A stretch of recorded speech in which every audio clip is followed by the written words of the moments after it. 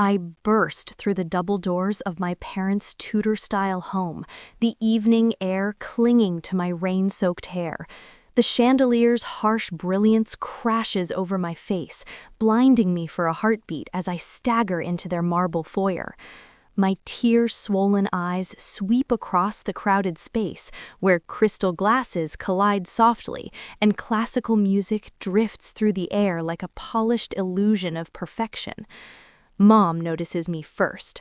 Her welcoming smile freezes mid-gesture, then slowly reshapes into a thin, controlled expression as she excuses herself from a circle of impeccably dressed guests. She moves toward me with practiced elegance in her navy silk gown, pearls gleaming coldly against her throat. "Vanessa, not now. We have guests," she whispers sharply, her manicured fingers digging into my elbow. "Blake's engagement party is hardly the place for whatever spectacle this is." Dad materializes beside her, his jaw tight beneath his neatly groomed silver beard. "We should discuss this privately," he murmurs, guiding me toward his study while casting wary glances toward the curious crowd. The heavy oak door shuts behind us with a final, echoing thud. I stand shaking on the Persian rug, rainwater dripping steadily from my coat onto the polished wood floor. Mom's gaze follows every drop with quiet irritation, as if I were staining a priceless exhibit. "Zoe collapsed at school today," I manage, my voice cracking apart. "They rushed her to Portland Memorial." Dad shifts uneasily. "Is she all right?" "No." The word lingers, heavy and suffocating. "She has a congenital heart defect. The doctor said if she doesn't have surgery within 48 hours, she could—" My voice dissolves around the unspoken truth. Mom presses a trembling hand to her chest. "Oh dear, surely your insurance." "I don't have coverage right now," I admit softly. "The business has been failing. I planned to enroll next month after a client payment cleared." Dad's expression grows rigid. "How much do you need?" $31,000. The number tastes like ash. "I've exhausted every option. The hospital's payment plan only covers a portion. The bank refuses an emergency loan without collateral." My strength collapses. I fall to my knees, something I had sworn never to do before them again. "I never asked you for help, not when Mark lost his job, not when our roof collapsed, not when I needed funding to start my business." My hands tremble as I reach for Mom's pristine slacks. "Please, help me save her. She's your granddaughter." Dad's eyes flicker toward Mom. A silent exchange passes between them, the same unspoken dialogue that shaped my entire childhood, always excluding me. Mom exhales slowly, shoulders lowering. "We simply cannot, Vanessa. Blake's wedding is in 3 months. We've already committed to the expenses." "What expenses could possibly—" "Always trying to steal my spotlight, sis?" Blake's voice slices through the room, his lounging in the doorway, champagne glass dangling carelessly from his fingers, Lauren hovering behind him with her diamond ring flashing triumphantly. "Not now, Blake. Your father and I have already invested $250,000 in the venue, catering, and honeymoon," Mom explained coolly. "The deposits are non-refundable." My mind flashes to the hospital room I had left only an hour before. Zoe's fragile body swallowed by sterile white sheets, the oxygen mask clouding with each labored breath, her tiny hand clutching a crayon drawing of stick figures labeled Mommy, Daddy, me, Grandma, and Grandpa. Dr. Levine's gentle but unwavering voice. "We need confirmation by tomorrow afternoon." I stare at them, strangers wearing the faces of my parents. Dad glances at his watch. Laughter seeps through the door from the party beyond. "Perhaps you should have planned more responsibly," Mom murmurs, adjusting the sapphire bracelet at her wrist, the heirloom she once promised would be mine. "Poor financial choices have consequences." I rise slowly. something inside me crystallizes with terrifying clarity. The desperate panic that brought me here freezes into something harder. My daughter might die, and you're worried about a party? My voice sounds distant, unfamiliar. Blake scoffs. Always dramatic. Next time, get better insurance. Some of us actually plan for the future. My hands shake as I take Mom's wrist and unfasten the sapphire bracelet, Grandma's bracelet, the one always dangled as a reward for obedience throughout my childhood. Take it back, I say, placing it in her hand and closing her fingers around it. I'll find another way. Dad clears his throat. Vanessa, be reasonable. I straighten, lifting my chin. I've seen more clearly in my entire life. I walk through the sea of whispering guests, their stares burning into my back. Voices murmur behind me. Poor Gerald and Monica, that must be the troubled daughter. Such disgraceful behavior at Blake's celebration. The night air strikes my face as I step outside, but I feel nothing. My phone vibrates with a message from Mark. Any luck? I glance back at the glowing windows of my parents' mansion. Zoe's innocent voice echoes in my mind. Grandma and Grandpa have the biggest house ever. Do they love us big too? I type my reply. No, but we'll save her anyway. And I will never knock on that door again. Family. I pace our kitchen at midnight, gripping the landline receiver, my voice raw from endless pleas. The digital clock glows mercilessly, 46 hours until Dr. Levine's deadline. Please, I whisper to the loan officer, my daughter's life depends on this surgery. I'm sorry, Mrs. Winters, without collateral or improved credit. The line disconnects. Another refusal. I slide down the refrigerator where Zoe's crayon drawings cling beneath alphabet magnets. One shows our family holding hands beneath a bright yellow sun. In the corner, she had written in shaky letters, I love Mommy. Mark enters, exhaustion etched into every line of his face. He places a crumpled check on the table. $8,000, he says quietly. Johnson bought the Mustang. I stare at the check. Mark had rebuilt that 1967 Mustang over 3 summers, his father's 16th birthday gift, his pride. You loved that car, I whisper. He squeezes my hand. I love Zoe more. We add the money to our savings, our early withdrawal from Mark's retirement account, still $23,000 short. Despair crushes my chest. It's not enough. We'll find a way, Mark says. The doorbell rings at 6:13 a.m. Still wearing yesterday's clothes, I open the door to find Tom and Denise Winters standing on our porch. They sit awkwardly in our living room. Tom fidgets with his cap. Denise studies Zoe's photograph. We sold the cabin, Tom finally says. Their Montana cabin, their retirement dream. What? Mark gasps. Family is everything, Tom replies simply. Denise places an envelope on the table. $38,000. Tears blur my vision. At the hospital, we submit the payment, our savings combined with Tom and Denise's sacrifice. After endless hours, Dr. Levine emerges. She's going to make it. A week later, Blake texts asking if Zoe survived. Life moves forward. Real family reveals itself through quiet devotion. Tom teaching Zoe to fish, Denise filling our refrigerator with home-cooked meals, Mark balancing everything while I rebuild. Blood does not make family. Love does. Months later, with debts mounting but hope alive, I prepare the most important presentation of my career for Westbrook Hotels. Against impossible odds, my design wins. The message arrives as I wash dishes. Accepted your proposal, $1.8 million contract. Mark spins me in triumph. Zoe dances in joy. 6 months later, I stand in the doorway of my actual office.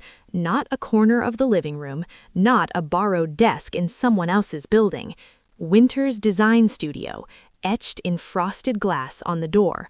Behind me, 3 designers work at their stations. The Seattle expansion opens next month. 4 more hires pending. My phone buzzes with a text from Blake. Heard about your success. Mom and Dad talking about reaching out. Thought you should know. I delete it without responding. A package sits on my desk. Inside is a framed Denise, Mark, Zoe, and me on the porch of their new cabin, twice the size of the one they sacrificed. My first major purchase after the Westbrook contract. Another text arrives. Dad asking about family investment opportunity. For your information. I smile, thinking of the magazine interview I gave yesterday. The journalist seemed particularly interested in how I built my business without family support. The phone assistant rings, my assistant letting me know the Seattle contractor is line 1. Take a message, I tell her. I'm heading home early for my daughter's birthday party. I gather my things, looking once more at the photo on my desk.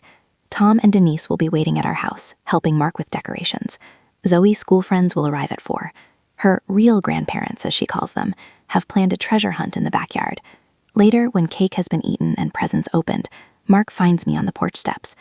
Everything okay? He asks, settling beside me. I look at our home, filled with laughter and light, at the people who showed up when it mattered most. We built this together, I tell him, taking his hand. All of us. My phone buzzes against the marble countertop of my kitchen, a notification from LinkedIn. I swipe it open, then freeze. There it is, my face staring back at me from the digital cover of Entrepreneur magazine. The headline reads, "Rising from the Ashes, How Tragedy Sparked a Design Revolution." The knot in my stomach tightens, then releases. 3 years of work, blood and tears, captured in a single glossy image. Mark comes up behind me, his hands warm on my shoulders. "It's real," he whispers. "It's real," I echo, my voice catching. I scroll down to the pull quote they've highlighted in bold. My own parents let my daughter suffer for a party. That's when I realized blood doesn't define family. The truth sits there, undisguised and raw. The words I spoke during the interview without flinching. No pseudonyms, no vague references. Just the unvarnished reality of that rainy night, when my parents chose Blake's wedding over Zoe's life. "Any regrets?" Mark asks, his thumb tracing circles on my shoulder blade. Not one. By afternoon, my phone won't stop ringing. The article has been shared over 20,000 times. Business influencers I've admired for years are praising my integrity in the face of impossible choices. 3 podcast invitations arrive before lunch. "Mom, why is your picture everywhere?" Zoe asks, her small finger pointing at my laptop screen where another share notification pops up. I lift her onto my lap, her healthy heart beating against mine. "Remember how I told you that sometimes stories help other people feel brave?" She nods, solemn. At 9, she understands more than I sometimes wish she did. Well, I told our story. The first hint of fallout comes from an unexpected source. Elaine Withers, who sits on the same charity board as Monica. She calls me directly. "I don't know if I should tell you this," she starts, voice lowered as if someone might overhear. "The Palmers didn't come to the spring fundraiser. Gerald claimed they had another engagement, but Elizabeth saw them pull up to the country club, then turn around and leave when they spotted the Hendersons." I say nothing, letting her continue. "Rumor has it their furniture store has lost 3 corporate accounts in the last month. People talk, Vanessa. And after that article," I thank her for the call, keeping my voice neutral. "But after hanging up, I don't feel the rush of satisfaction I'd imagined. Just a hollow sort of completion, like turning the final page of a book you've waited years to finish." A text from Lauren, Blake's wife of 2 years, arrives next. "Just read your story. Blake never told me. Is it really true?" 2 days later, while reviewing blueprints for our Denver expansion, my assistant interrupts with news from Mark's cousin, who works at Blake's firm. "He didn't get the promotion," she says, eyes wide. "Apparently his boss read the article and questioned his character and judgment. Blake threw a fit, accused you of sabotaging him." I look around my growing office, the team of 16 designers working at their stations, the wall of awards for our healthcare facility designs, the framed mission statement about creating spaces that heal. None of this built on vengeance, all of it constructed on the foundation that crisis revealed. By summer, our company opens offices in Denver and San Diego. The feature on Good Morning America focuses not on family drama, but on our commitment to hiring single parents and providing full healthcare from day 1 of employment. "Your health insurance policy costs more than industry standard," the interviewer points out. "Doesn't that cut into your profits?" I think of Zoe's scar, a thin white line down her chest. Some costs are investments, not expenses. The Heart Foundation's first fundraiser raises enough for 12 children's surgeries. Tom gives a tearful speech about second chances, his weathered hands gripping the podium. Denise snaps photos of everything, her pride radiating brighter than the ballroom chandeliers. Our new home sits on 3 acres just outside the city. 6 bedrooms, a studio for my design work, and an east wing built specifically for Tom and Denise. The moving trucks have barely left when Zoe races through the house, discovering each new room with gasps and giggles. "I get to see Grandma and Grandpa every day," she shouts, running back to hug Tom's legs as he arranges books on a shelf. Mark watches from the doorway, arms crossed, eyes soft. Later, he finds me on the back porch and hands me a glass of wine. "You built this," he says simply. "All of it." "We built it," I correct him, leaning into a solid presence. The news about Blake arrives through Lauren herself, standing at my office door without an appointment. "I filed for divorce yesterday," she states, twisting the diamond ring on her finger. "After I read your article, I started seeing things differently. The way he talked about his colleagues, his contempt for anyone struggling. Then I found messages to a waitress." She shakes her head. "Your story gave me courage." A month later, a business newsletter reports that Palmer Furnishings has filed for bankruptcy protection. The next day, a realtor friend sends me a photo of my parents' mansion, with its marble foyer and a crystal chandelier, the asking price nowhere near its value. "Foreclosure," the subject line reads. I delete the email without opening it. The voicemails start in October, first from Monica, her voice tight and controlled, despite the circumstances. Then from Gerald, less composed with each message. I listen to each one once, then erase them, watching the notifications disappear one by one, until the last one, left at 11:47 p.m. on a Tuesday. "Vanessa, please," Gerald's voice cracks. "We have nowhere else to turn." I play it twice. The man who checked his watch while I begged for my daughter's life, now begging for my attention. I set the phone down and walk to the window, watching the autumn leaves spiral to the ground. My finger hovers over the callback button. The reckoning. Sunlight slices through the floor-to-ceiling windows of my office, casting long shadows across Italian marble. I adjust the black leather suitcase on my desk, centering it perfectly between the crystal paperweight and my Mont Black pen. The weight of what's inside doesn't match its sleek exterior. "Miss Winters," my assistant's voice breaks through the intercom. "Your parents have arrived." "Send them in," my voice sounds steadier than I feel. The double doors open, and I barely recognize the 2 people who enter. Dad's silver hair has thinned, his shoulders stooped beneath his discount department store blazer. Mom clutches her knockoff handbag, her once perfect makeup applied with a shaky hand. Their eyes dart around my office, taking in the minimalist furniture, the views of downtown Portland, the evidence of everything they're not anymore. "Thank you for seeing us, Vanessa." Dad attempts his boardroom voice, but it cracks around the edges. "You've done quite well for yourself." Mom nods too quickly. "The magazine feature was lovely."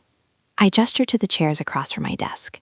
They sit in unison, the choreography of the desperate. Dad clears his throat, leaning forward with hands clasped, the same posture he used when negotiating with suppliers. "Family should stick together during difficult times." "We're in trouble, sweetheart." Mom's voice wavers. "The bank is foreclosing on the house. We owe almost $1,000. The economy hasn't been kind to traditional furniture stores." Dad's eyes fix on a point just past my shoulder. "Online retailers have changed everything."